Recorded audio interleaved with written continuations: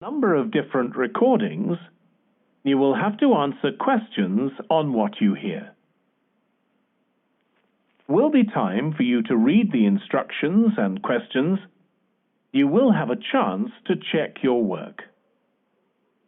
All the recordings will be played once only. Test is in 4 sections. Section 1. We'll hear a man inquiring in a tourist centre about activities suitable for families.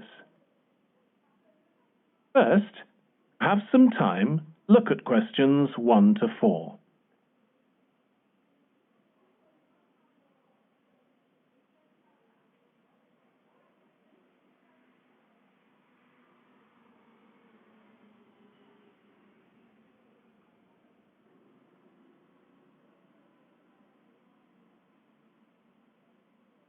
You will see that there is an example that has been done for you. On this occasion only, conversation relating to this will be played first. Hi, can I help you? I'd like to find out if you have any excursions suitable for families. Sure. How about taking your family for a cruise? We have a steamship that takes passengers out several times a day. It's over 100 years old. Cruise takes place on a steamship. So steamship has been written in the space. Now we shall begin. You should answer the questions as you listen, because you will not hear the recording a second time. Listen carefully and answer questions 1 to 4. Hi, can I help you? I'd like to find out if you have any excursions suitable for families. Sure. How about taking your family for a cruise? We have a steamship that takes passengers out several times a day.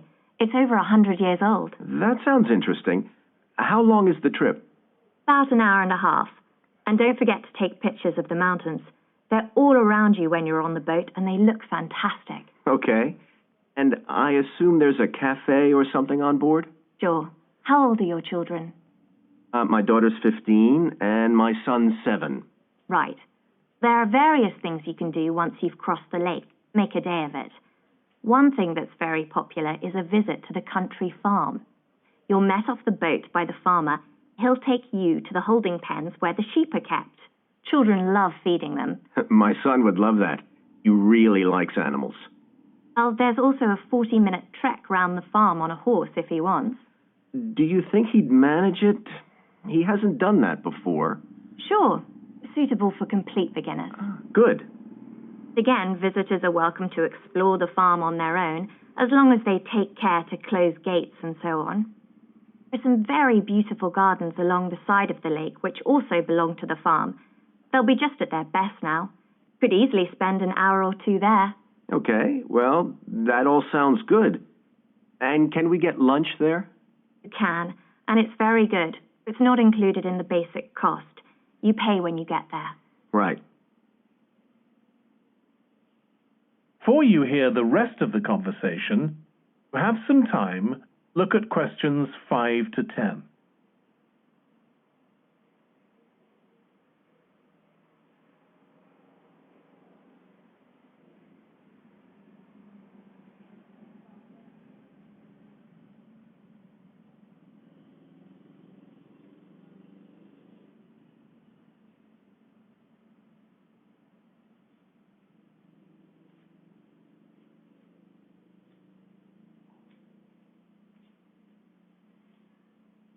I'll listen and answer questions 5 to 10. So, is there anything else to do over on that side of the lake? Well, what you can do is take a bike over on the ship and then go on a cycling trip. There's a trail there called the Back Road. You could easily spend 3 or 4 hours exploring it, and the scenery's wonderful. I'll give you a map when you get your ticket for the cruise. No extra charge. What's the trail like in terms of difficulty? Quite challenging in places. It wouldn't be suitable for your 7-year-old. Needs someone who's got a bit more experience. My daughter loves cycling, and so do I, so maybe the two of us could go, and my wife and son could stay on the farm. Might work out quite well. But we don't have bikes here. Is there somewhere we could rent them? Yes, there's a place here in the city. It's called Ratcheson's. I'll just make a note of that. How do you spell it? Ratchesons. It's just by the cruise ship terminal. Okay. You also need to pick up a repair kit for the bike from there to take along with you, and you'd need to take along a snack and some water. It'd be best to get those in the city. Fine. That shouldn't be a problem. And I assume I can rent a helmet from the bike place.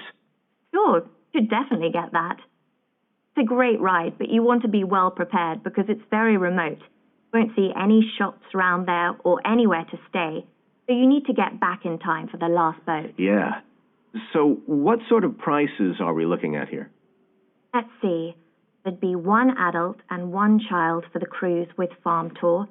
That's $117, and an adult and a child for the cruise only, so that's $214 altogether. Oh, wait a minute. How old did you say your daughter was? 15. Then I'm afraid it's $267 because she has to pay the adult fare, which is $75, instead of the child fare, which is $22. Sorry about that. That's okay. So how do we find out? That is the end of Section 1. Section 2. You will hear a restaurant manager talking to a small group of new staff who are starting work as kitchen assistants in a restaurant. First, have some time to look at questions 11, 16.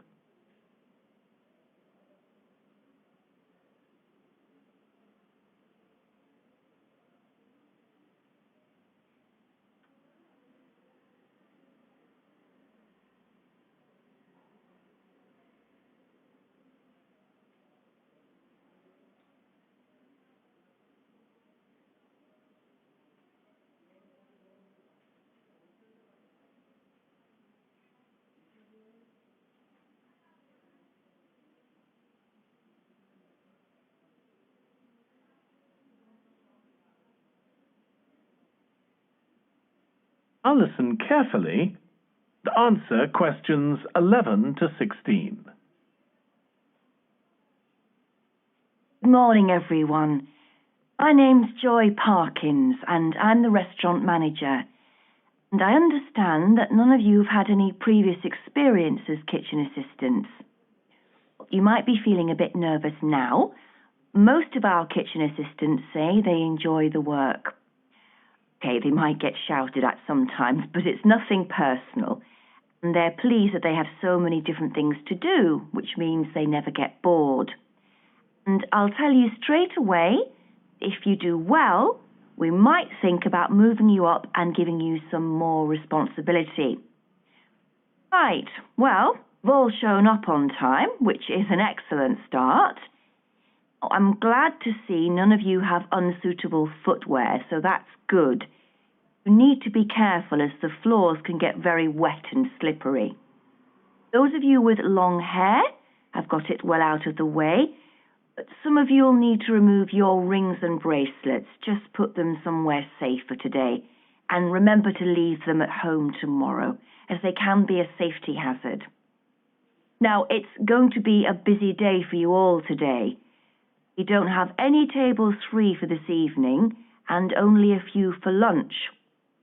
Fortunately, we've got our head chef back. He was away on holiday all last week, which meant the other chefs had extra work.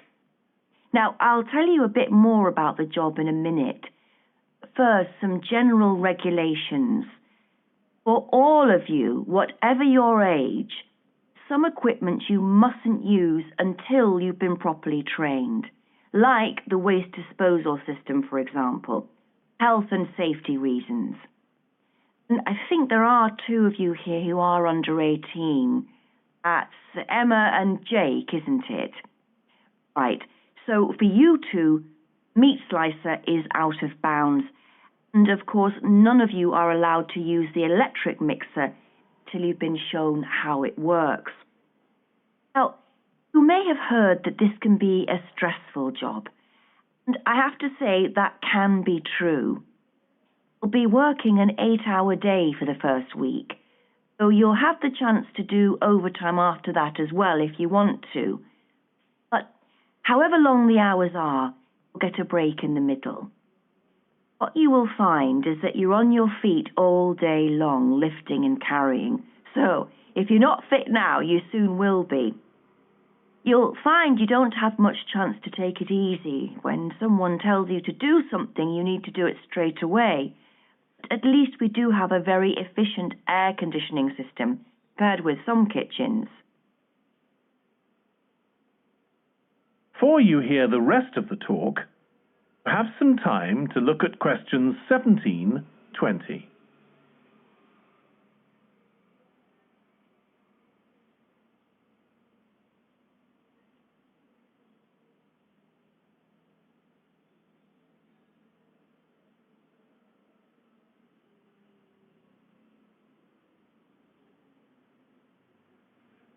Now listen and answer questions 17 to 20.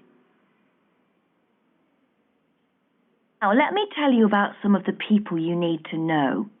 So, as I said, I'm Joy Parkins, and I decide who does what during the day and how long they work for. I'll be trying to get you to work with as many different people in the kitchen as possible, so that you learn while you're on the job. One person whose name you must remember is David Field. If you injure yourself at all, even if it's really minor, you must report to him, and he'll make sure the incident is recorded and you get the appropriate treatment. He's trained to give basic treatment to staff himself, or he'll send you off somewhere else if necessary. Then there's Dexter Wills. He's the person you need to see if you smash a plate or something like that. Don't just leave it and hope no one will notice. It's really important to get things noted and replaced, or there could be problems later. And finally, there's Mike Smith. He's the member of staff who takes care of all the stores of perishables. So if you notice we're getting low in flour or sugar or something, make sure you let him know so he can put in an order. Okay, now the next thing we need to cover. That is the end of section 2. Section 3. We'll hear two students called Trudy and Stuart, who are both studying to be librarians, discussing a paper they are going to write together. First, have some time to look at questions 21 to 23.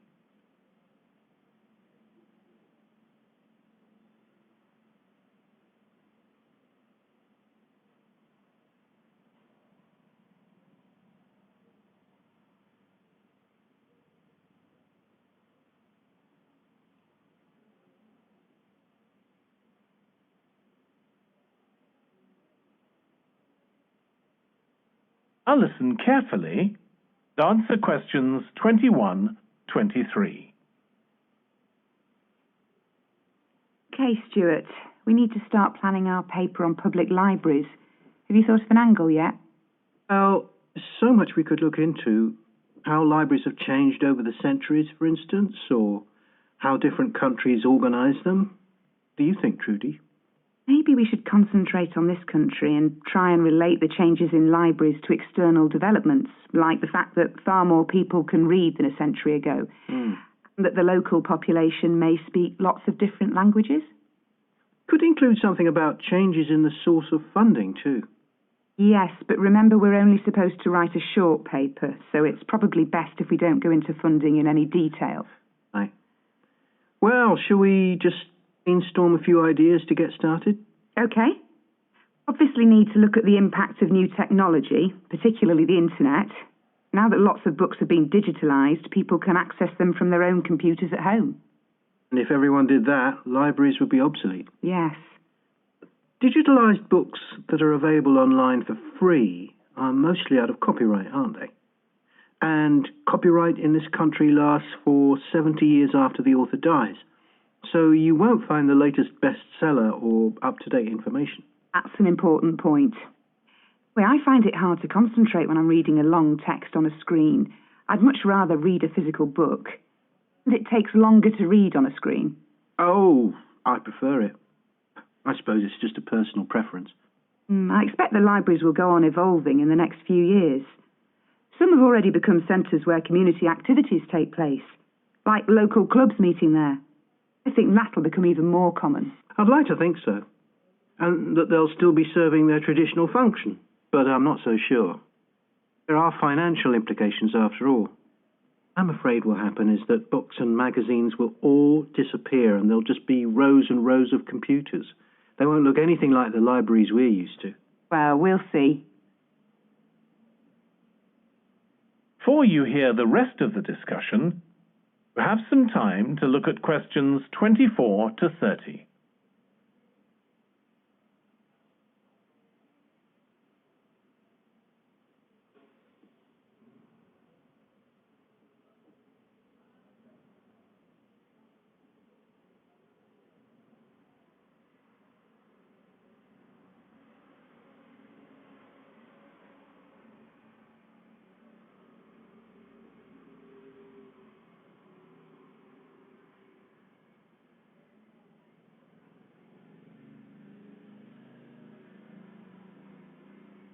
I'll listen and answer questions 24 to 30. I've just had an idea. Why don't we make an in-depth study of our local public library as background to our paper? Yes, that'd be interesting. Raise all sorts of issues. Let's make a list of possible things we could ask about, then work out some sort of structure. For instance, we could interview some of the staff and find out whether the library has its own budget or if that's controlled by the local council. And what their policies are. I know they don't allow food. I'd love to find out what types of noise they ban. There always seems to be a lot of talking, but never music. I don't know if that's a policy or it just happens. I've often wondered. There are things like how the library is affected by employment laws. I suppose there are rules about working hours, facilities for staff and so on. Right. And there are other issues relating to the design of the building and how customers use it. Like, what measures does the library take to ensure their safety? You'd need floor coverings that aren't slippery. Emergency exits, for instance. Oh, and another thing, there's the question of the kind of insurance the library needs to have in case anyone gets injured. Yes, that's something else to find out. You know something I've often wondered? What's that? You know they've got an archive of local newspapers going back years. Well, next to it, they've got the diary of a well-known politician from the late 19th century. I wonder why it's there. Know what his connection was with this area? No idea. Let's add it to our list of things to find out. Oh, I've just thought. You know, people might ask in the library about local organisations like sports clubs. I wonder if they keep a database or whether they just look online. Right. I quite fancy finding out what the differences are between a library that's open to the public and one that's part of a museum, for example. Must be very different. And something else I'd like to know is... That is the end of Section 3. Section 4. You will hear part of a lecture for business students about business values. First, you have some time to look at questions 31, 40.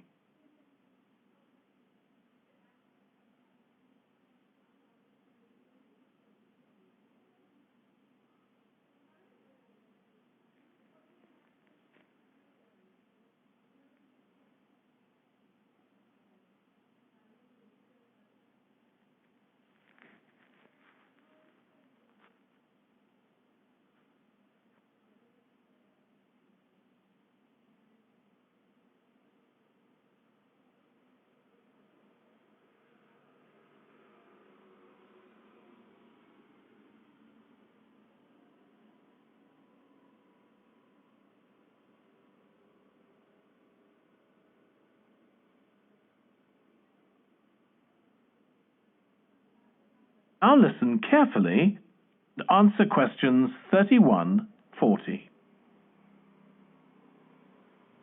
In public discussion of business, we take certain values for granted.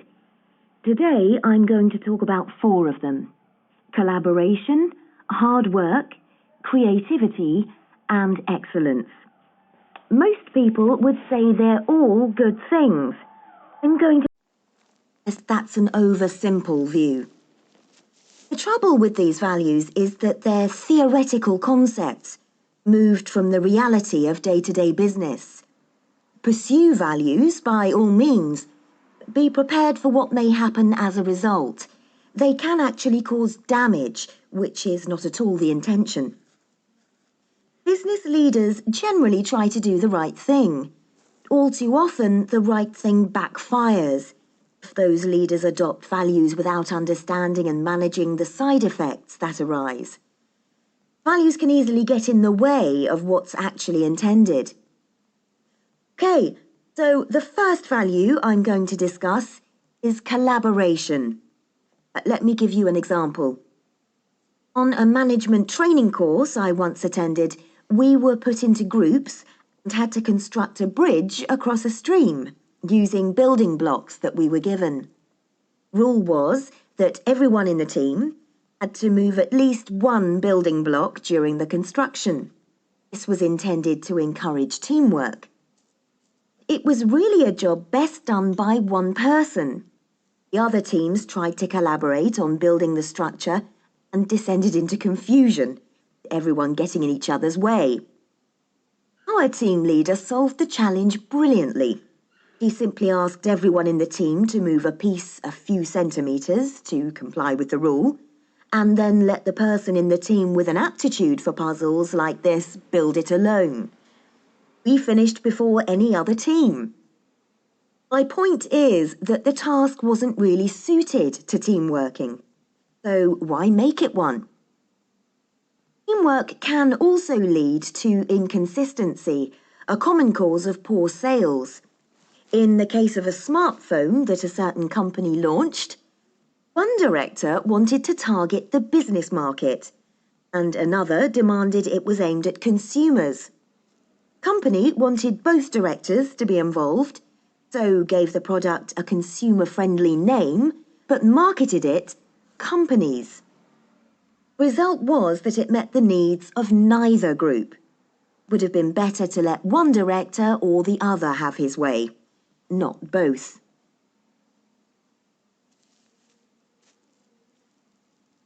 Now, industriousness or hard work. It's easy to mock people who say they work hard. After all, a hamster running around in a wheel is working hard and getting nowhere. Of course, hard work is valuable, but only when properly targeted.